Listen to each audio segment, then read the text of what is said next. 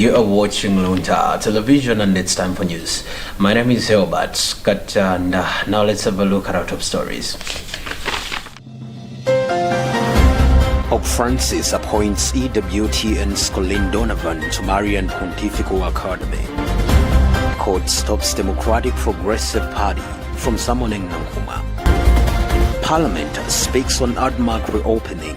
And in our exclusive report, Tandiwe Mzumara has a bird's eye on Malawi's youth unemployment crisis.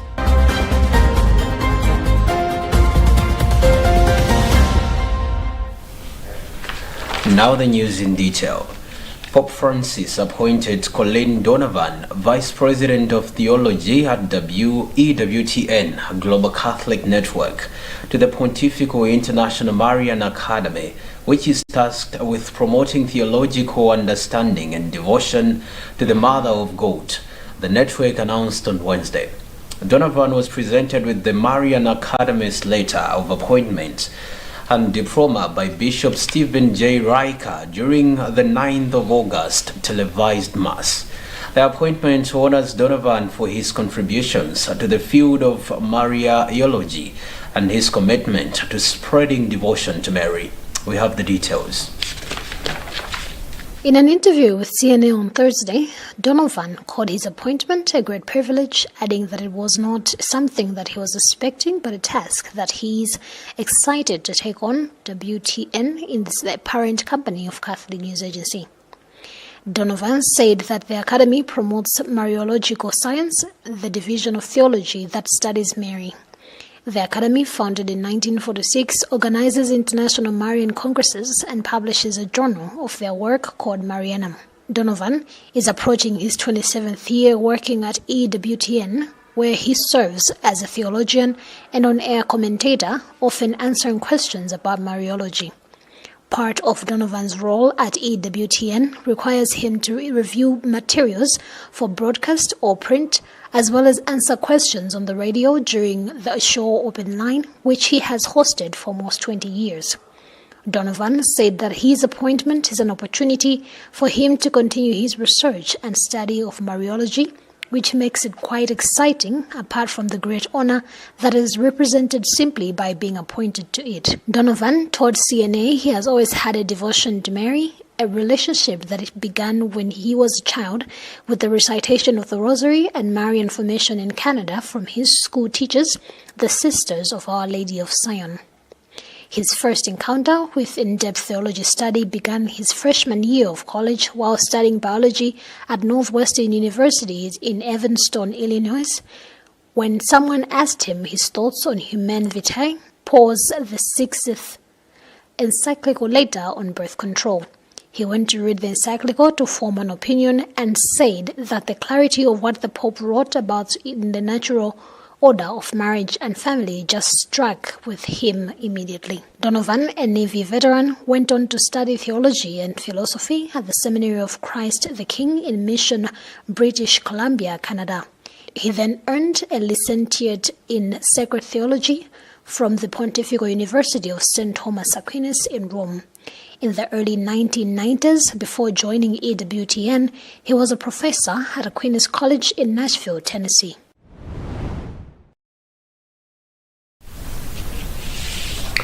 High Court Judge Howard Pemba has this afternoon granted an injunction stopping the Democratic Progressive Party from summoning its Vice President for the Southern Region, Kondwani Nkrumah, to their disciplinary hearing.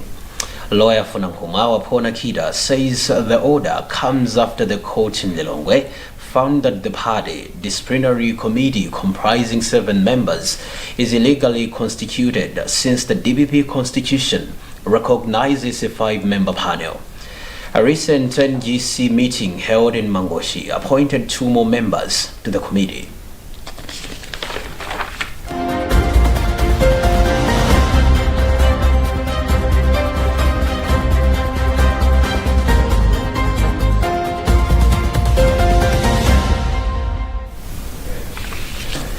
"2025 general elections management and operationalization activities have been pegged at 237 billion kwacha for about 3 years. This has been reviewed in Lilongwe on Friday during the 2023 to 2028 strategic plan for MEC and the 2025 general election operation plan, with stakeholders' duties clearly spelled out.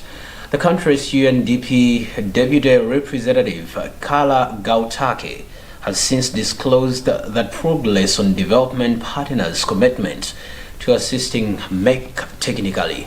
Robert Edward reports. With 25 months, 109 weeks, and 786 days remaining to the 16th September 2025 general elections, the Electoral Management Body has begun rolling out the elections operation plan with the launch of the document in Lilongwe on Friday, together with the Commission's strategic plan for 2023 to 2028 period. The plan, fifth of its kind since the Commission's existence in 1998, has 4 pillars, including technology and monitoring and evaluation, which themed the launch of the 2 documents. Speaking during the launch, MEC Chairperson Justice Dr. Chifundo Kachare said technology is important in the present time electoral management exercise, saying the strategy has been generated by internal personnel at MEC. Well, in the first place, our strategic plan helps us to have a roadmap with clear strategies on what we want to do and how we want to do it for the next 5 years, so it runs up to 2028.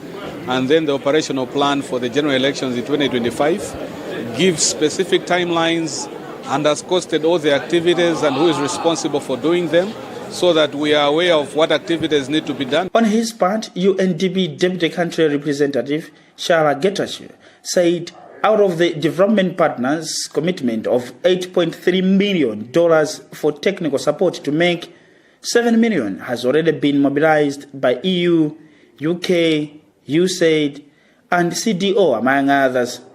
The UN and the international community will have a limited part in terms of technical support and financial contribution. We are currently looking at $8.3 million. About $7 million of the $8.3 million has been mobilized, as you've heard. On the operation plan, stakeholders' engagement throughout the process, accrediting civil society organizations for voter registration, and involvement of the judiciary in the process is on the card for achieving more inclusive, credible, and transparent election. However, the plan has envisioned challenges with forex shortage having a possible impact and inflation to possibly fluctuate prices of materials which are mostly imported, though taking comfort with the donors' basket fund on forex. For Luntha, this is Robert Edward.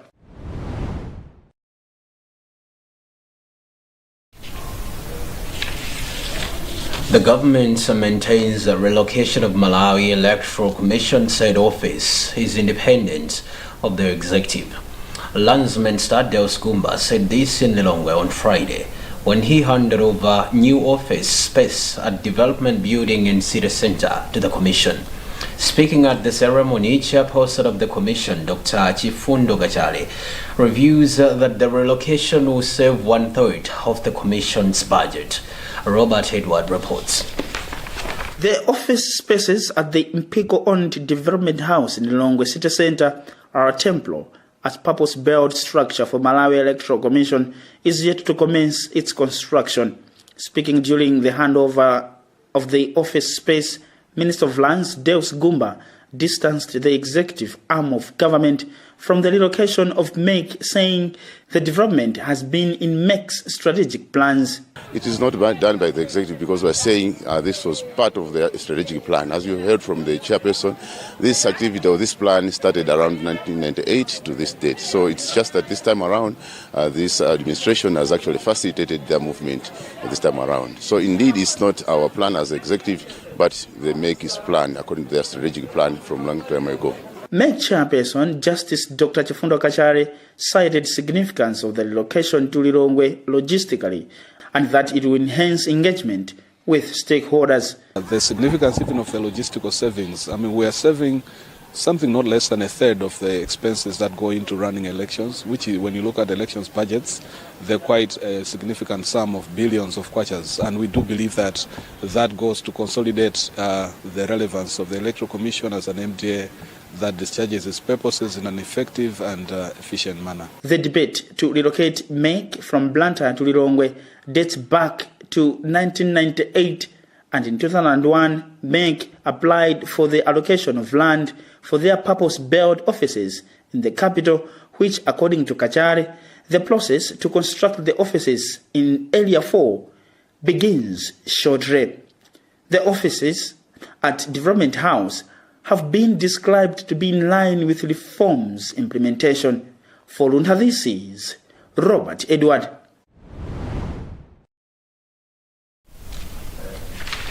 Malawi government, through the Ministry of Health, has said it has managed to vaccinate almost 9 million children against polio. This was said by Minister of Health, Kumbidze Kandoro Chibonda, who pointed out the importance of getting the children vaccinated. She said with the confirmed cases, there is need to take extra caution and take hygiene measures seriously to prevent further cases from spreading. Jacqueline Saidi reports. According to the Minister of Health, the country has 3 confirmed cases so far, of which the recent one was a teenager. Chibonda said with polio being without cure, the vaccines are the closest in protecting the children from the paralysis and death by polio. Yes, we were doing the 5th round of the polio. You are aware that we had 3 cases of polio in Malawi. We did the first 4 rounds of polio vaccination, and the age bracket that time was 0 to 5 years.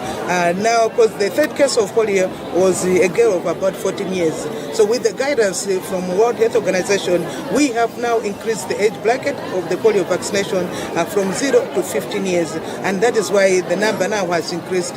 So for the 5th round, we have vaccinated about 9 million Malawians across the country with the polio vaccine. The ministry, which targeted about 8,856,591 children under the age of 15 to get the vaccination against polio, has managed to do so in the 5th round of vaccination.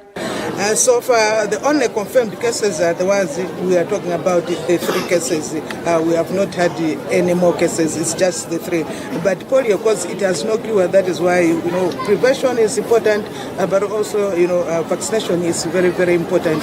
So those are the issues which we stress. There are 3 variants of wild or naturally occurring virus that causes polio. It is a disabling and life-threatening disease caused by the polio virus. The virus spreads from person to person and can infect a person's spinal cord, causing paralysis. For Luntha Television News, this is Jacqueline Saidi.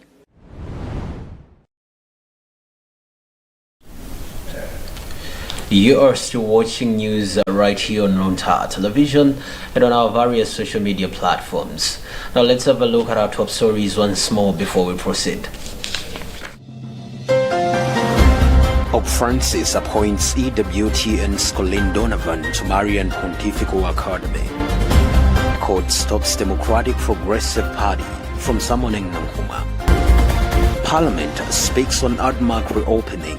And in our exclusive report, Tandiwe Mzumara has a bird's eye on Malawi's youth unemployment crisis.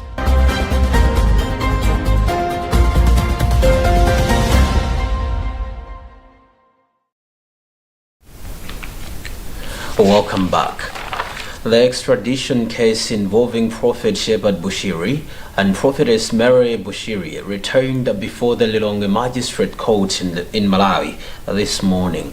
Senior Resident Magistrate Maralitso Jimaza heard an application by Prophet Bushiri's lawyer asking the court to entirely dismiss South Africa's extradition request.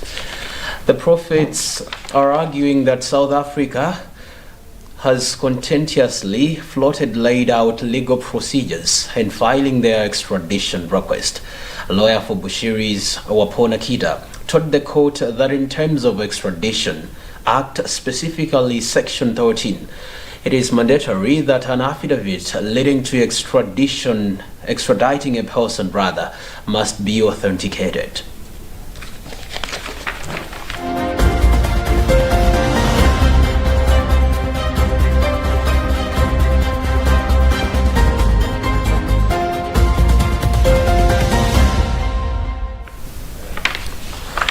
A call has gone out to government on the need to fast-track reopening of ADMAC depots and quest to support hunger-stricken families in the country. This comes barely days after an annual assessment report released on Monday indicated that over 4.4 million Malawians are at risk of hunger in Malawi. In an interview on Friday, Parliamentary Committee on Agriculture Chairperson Samil Suleiman expressed dismay on continued delays to open ADMAC by government. Richard Monoka reports. According to Suleiman, people are required to part ways with about 40,000 kwacha, which is not easy for the less privileged, putting them at risk of dying due to hunger. He said the government is claiming that there is enough maize at National Food Reserve Agency, but nothing is done, hence urging the government to release the maize to all Agricultural Development and Marketing Corporation ADMAC depots if the claim is true.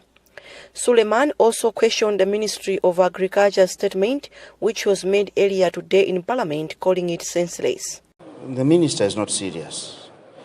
He comes in after being notified 3-4 days ago to come in and tell Malawians when ADMAC will start selling maize. His responses to the House are as if the House is just full of kids or maybe nursery school. Maybe he's playing down the seriousness of hunger. But if you find out from Sanje today, people have even no madea to eat. Concurring with Suleiman is Benny Piri, DPP's Member of Parliament for Cholo Central, who added by pleading with Ministry of Agriculture to address the woes as Malawians are experiencing severe hunger crisis. The statement is the most useless statement that I've ever heard in Parliament. Malawians are being taken for granted, and certainly Malawians are watching. You do not come with a statement whose statistics are not speaking to the demand on the ground. Meanwhile, the leader of the House, Richard Jimwendo Banda, said the government is working on addressing the maize challenges, confirming that the Ministry of Agriculture will finalize drafting the distribution of maize matrix next week. Government has made arrangements for maize. The Honorable Minister of Agriculture has been able to share that on Wednesday is going to share the matrix. The reason is we have different needs at a time in the country. There will be a time when all parts of the country will require maize. But because of the Cyclone Freddy, we have districts that have been most hit and they require urgent attention. A 50-kilogram bag of maize is currently selling at 40,000 kwacha in local markets across the country. Bridget Mwanoka, for Luntha News.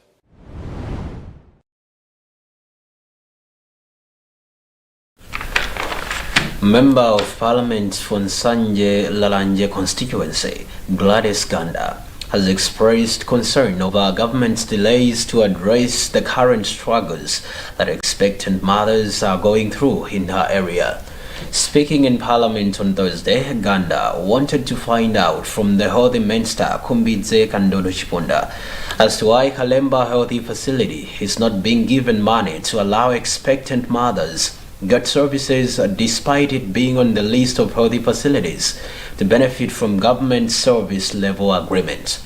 Bernard Mwanza reports. Kalemba Health Facility in Nsanje is another Christian Health Association of Malawi CHAM, and it is one of the facilities to benefit under the Service Level Agreement SLA, where Mission Health facilities get funds from government in order to provide free health services to the people. According to Gladys Ganda, it has been a long time since the facility assisted expectant mothers for free as per agreement, citing government's failure to provide resources. She asked the Minister of Health in Parliament on Thursday to explain on the concerns, as most of the women are finding it hard to get services due to lack of money. When one is pregnant, you have to go for services that you access. And besides that, when the time for delivery comes, you need to be given the services.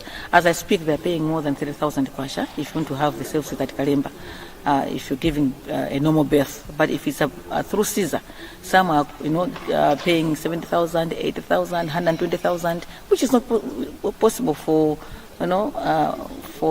rural women to handle. But the Minister of Health, Kumbize Kandodo-Chiponda, said she will follow up on the issue to find the root cause.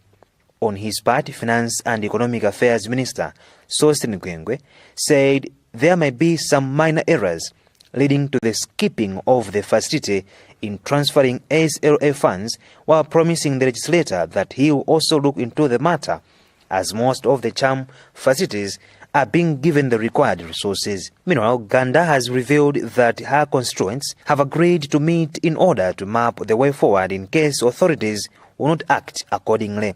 This is Bernard Manza for Luntha News in Lilongwe.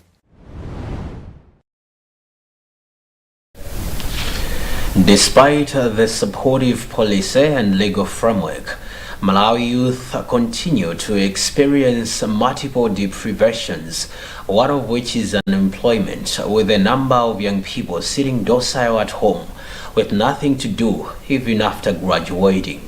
The lack of financial resources has led to a high rate of crimes, including suicide cases, as most of them get involved in debt so as to make ends meet. But what exactly is government doing to make sure that they meet genuine needs of young people who are leaders of tomorrow? Is government and other stakeholders doing enough to ensure the future is as bright as the present? As Malawi joins the rest of the world in commemorating the International Youth Day on the 12th of August 2023 by the United Nations to raise awareness and reflect on issues affecting young people worldwide. In our exclusive report, Tandiwe Nzumara explains and looks at some of the issues affecting the youth in the country. Aim to create jobs for Malawi's youth so that they are self-reliant, active, and productive contributors to Malawi's development. With Malawi having half of its population as youth, it represents a significant and growing human resource which, if successfully harnessed, has the potential to contribute to the attainment of the MGDS 3, SDGs, and Malawi 2063. However, poverty remains a major developmental challenge facing most youth, as a multi-dimensional child poverty analysis in 2018 estimated child poverty in Malawi at 60.5%. Unfortunately, employment opportunities amongst the youth are very limited, as Malawi's rate of economic growth has been sluggish. The problem is that vacancies that come out look for people with experience, and yet most of us do not have such skills they look for. To make matters worse, you find government giving opportunities to international contractors, and yet they trained us for the very same jobs they keep giving out to outsiders. The biggest challenge is that employers are employing people they know, some of whom do not even have the needed skills, and yet the ones qualified are spending years doing nothing, a situation that is worsening the crime and suicide rate amongst young people. We have been in situations whereby we knock in offices looking for jobs.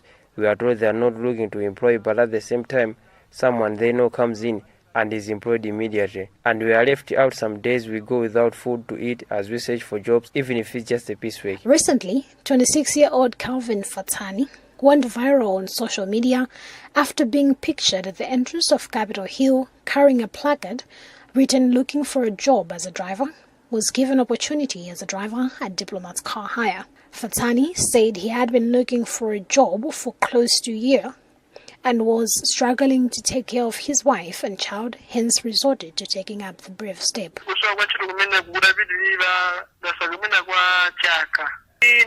menene masaga ntchito ndi masaga imakhulupirira mulungu kuti ntchito yandipasa makhala biza mazitengera magawa fasting kumapemphera ndi amene mulungu nthawi amati nthawi ikakwana mulungu amapanga njira ndi amene anandipasa njira yoka imapa Capitol Hill koma si nganene zoti inali nzeru yangayi komano inali nzeru ya mulungu imene anandiyisa malo amene achawo. Hoping to be as lucky as Fatsani, other youths have also been seen standing in strategic places and towns, carrying placards, some written, looking for a job.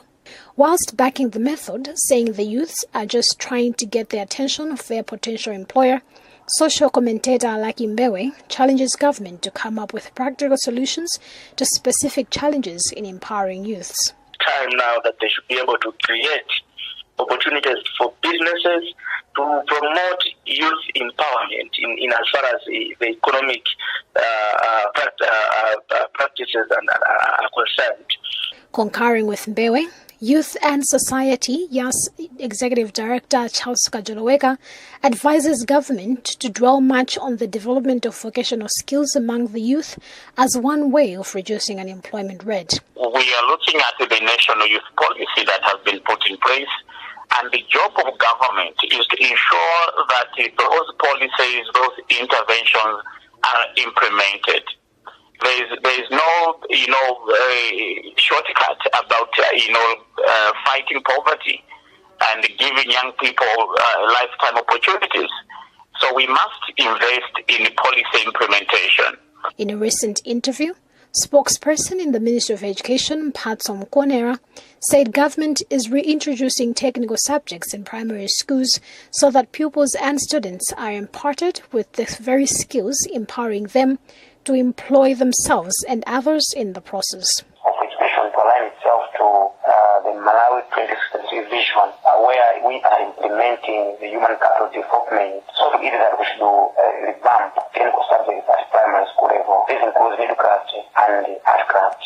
Technical Education, Vocational and Entrepreneurship Training Authority, TVETA, is one of the institutions existing to provide technical skills predominantly to the youth in the country. However, some observers feel that TVETA alone does not have the capacity to absorb the population in demand and usher job creation. During the first ever TVET Authority conference aimed at having consolidated policies and strategies in the provision of skills development in Malawi, Minister of Labour Agnes Nyalonje said bringing together local and international key stakeholders in the sector will help to provide a platform to deliberate and share ideas that will see youth empowerment. All is said and done.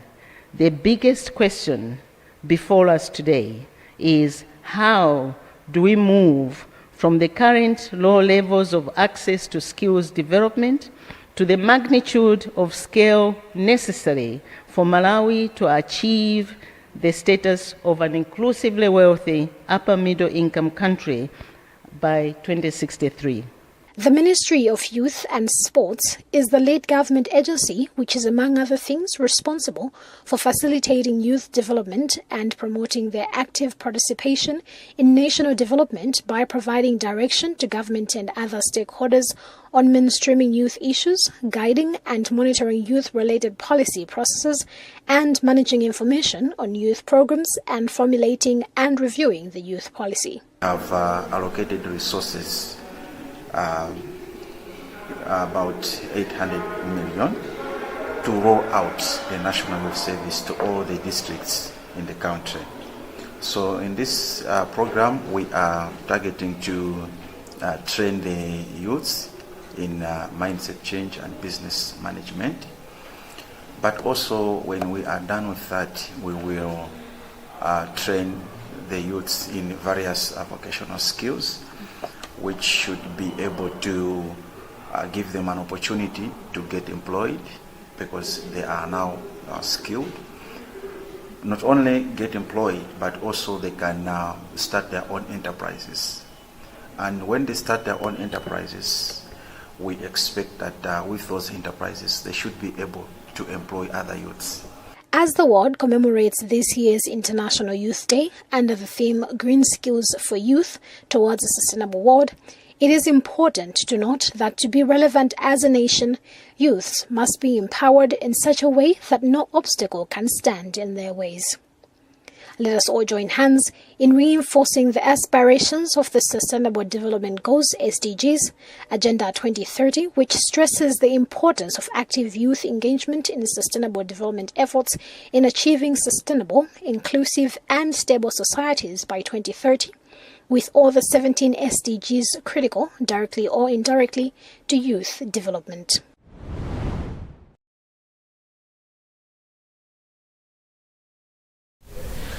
That item also concludes our today's news bulletin, but before we go, a reminder of our top stories. Pope Francis appoints EWTN's Colleen Donovan to Marian Pontifical Academy. Court stops Democratic Progressive Party from summoning Nkrumah. Parliament speaks on Ardmark reopening, and in our exclusive report, Tandiwe Mzumara has a bird's eye on Malawi's youth unemployment crisis.